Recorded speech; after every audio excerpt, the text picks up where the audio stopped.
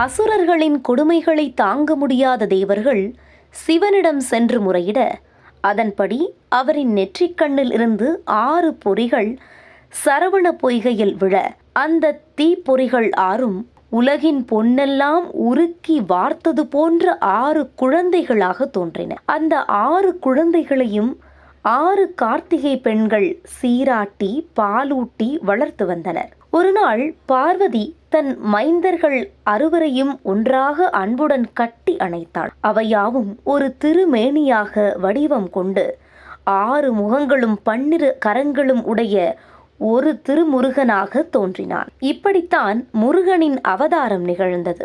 6 கரங்களும் 12 திருக்கரங்களும் உடைய திருவுருவை பெற்றமையால் ஆறுமுக சுவாமி என பெயர் பெற்றார். இந்த 6 திருமுகங்களும் ஞானம், ஐஸ்வர்யம், அழகு, வீரியம், வைராக்கியம், புகழ் என்னும் 6 குணங்களை குறிக்கும். பிரணவ சொரூபியான முருகப்பெருமானிடம் காக்கும் கடவுளான முகுந்தன், அழிக்கும் கடவுளான ருத்ரன், படைக்கும் கடவுளான காமலோற்பவன் ஆகிய மும்மூர்த்திகளும் அடக்கம். ஆறுமுருகன் சிவாக்கினியில் தோன்றியவன். அதனால் ஆறுமுகமே சிவம், சிவமே ஆறுமுகம் எனப்படுகின்றது.